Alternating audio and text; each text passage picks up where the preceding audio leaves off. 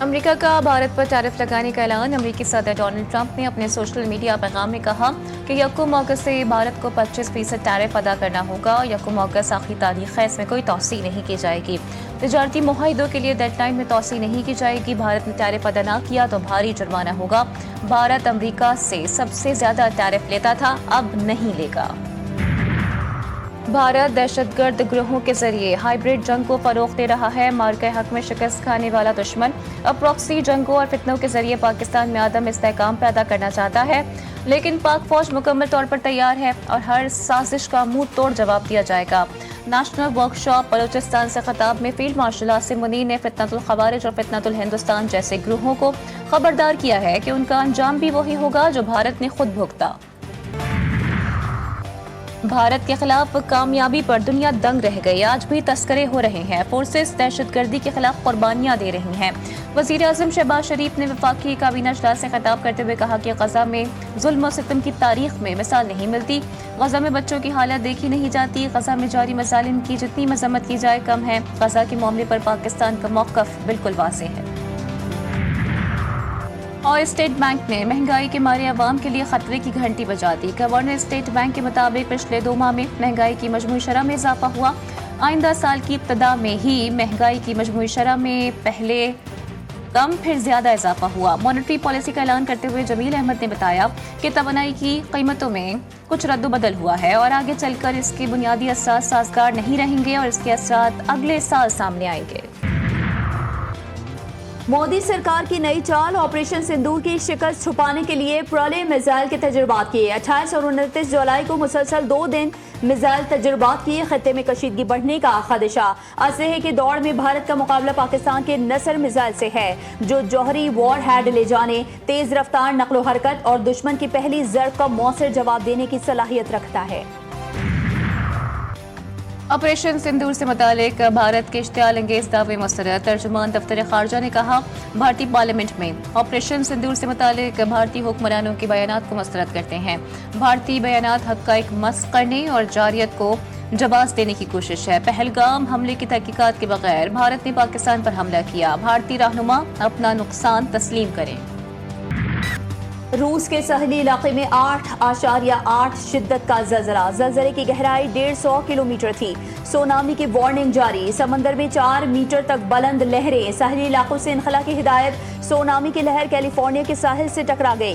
Crescent में 1 feet तक ऊंची लहरें। सहली शहर में सुनामी की वार्निंग। हवाई में सुनामी के बायस एयरपोर्ट ऑपरेशन मुतासिर एयरपोर्ट बंद कर दिया गया। अमरीकी रियासत वाशिंगटन, कैलिफोर्निया, हवाई, ओरेगोन, अलास्का और जापान में भी सुनामी वार्निंग्स। मशरक़ी जापान में रेलवे सर्विस मअतल। फिलिपाइन में भी लोगों को साहिल पर ना जाने की हिदायत। अवाम मजबूत और महफूज रहें, एहतियात करें और सही इलाकों से फौरी तौर पर निकल जाएं। अमेरिकी सदर डोनाल्ड ट्रंप ने हवाई के शहरियों को सुनामी के खतरे से आगाह कर दिया। सोशल मीडिया पर अपने पैगाम में लिखा कि हवाई और अलास्का के लिए सुनामी वॉच का ऐलान किया गया है। रूस में आने वाले शदीद ज़लज़ले के बाद सुनामी का खतरा है। कैमचैटका में खौफनाक ज़लज़ला। समुद्र में सुनामी से 5 वेल्स साहिल पर आ गए। मुकामी माहिगीरों ने बड़ी लहर के आने तक उन वेल्स को घंटों महफूज रखा और उनको बाहिफाजत समंदर में वापस रवाना कर दिया। बच्चे बिल्कुल आएंगे इंशाल्लाह। क्यों रोकेंगे ये? अब वालिद को क्यों ना मिले आके? आना से नावला लिख देते हैं कि अगर कानून से बाहर हुए तो हम उनको अरेस्ट कर लेंगे। ये नहीं आने देते, फंस गए ना बेचारे। खौफज़दा है, खौफज़दा है। हालत ये होगी अब ये बच्चों से खौफज़दा है। बानी पीटीआई के बच्चे पाकिस्तान बिल्कुल आएंगे, उनको कोई क्यों रोकेगा?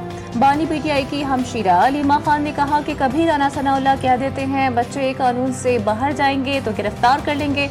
बच्चों को पाकिस्तान में कुछ हुआ तो आलमी मामला बन जाएगा।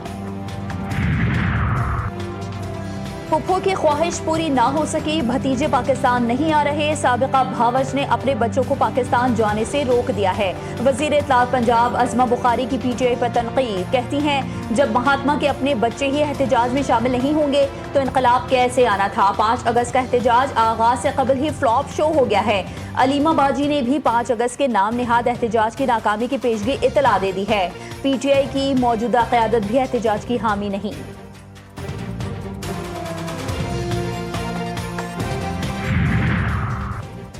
हुकूमत मुज़ाकरात से मसाइल के हल पर यकीन रखती है। सियासी फरीकों में राबते और बातचीत जारी रहना चाहिए। वज़ीर आला पंजाब की हिदायत थी एहतजाज में कोई रुकावट न डाली जाए। सीनियर वज़ीर मरियम औरंगज़ेब कहती हैं कि जमात इस्लामी से मुज़ाकरात के लिए वफाकी कमेटी तश्कील दी जा रही है। हम सबको मिलकर पाकिस्तान की बेहतरी और तरक्की के लिए किरदार अदा करना है।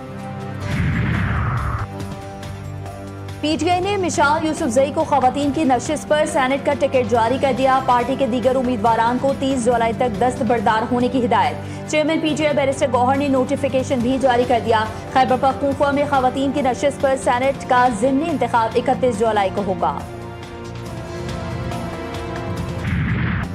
मानसून का एक और जोरदार स्पेल। जुड़वा शहरों में रातगर तेज हवाओं के साथ मूसलाधार बारिश से जलथल एक हो गया। नाला लाई में पानी की सतह बुलंद। इस्लामाबाद में सबसे ज्यादा बारिश। सैदपुर में 90 मिलीमीटर रिकॉर्ड। रावलपिंडी में सबसे ज्यादा। शमशाबाद में 81 मिलीमीटर बारिश हुई। लाहौर में भी हल्की बारिश से मौसम खुशगवार। पेशावर, मर्दान, बालाकोट, लोअर और शब कदर में भी बादल जमकर बरसे। आजाद कश्मीर में बारिश के बाद नदी नालों में तुग़यानी। आज भी इस्लामाबाद समेत पंजाब के भी और कश्मीर में बादल बरसने की पेशगोई। कराची में हवाओं का राज। फिलहाल बारिश का कोई इम्कान नहीं। गजा में इसराइली बर्बरियत। दहशतगर्द रियासत ने कहत को हथियार बना लिया। 4 बच्चों समेत 7 अफराद भूख का शिकार होकर जान की बाजी हार गए। भूख से मरने वालों की तादाद 154 हो गई। 80 से ज्यादा बच्चे शामिल। सेहोनी फौज के गजा पर बमबारी भी जारी। सुबह से जारी हमलों में मजीद 21 फलस्तीनी शहीद। 12 इमदाद के मुंतजिर फलस्तीनी भी शामिल। शोहदा की तादाद 60,000 से भी तजावुज कर गई। गुज़िश्ता 24 घंटों में गजा में 100 मुकामात पर बम बरसाए गए।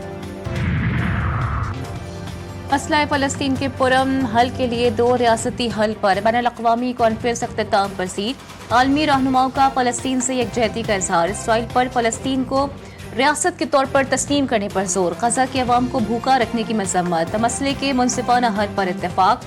सऊदी वज़ीर ख़ारजा ने 2 रियासती हल से मुताल्लिक़ कॉन्फ्रेंस के इख्तितामी दस्तावेज़ की मंजूरी का ऐलान भी किया।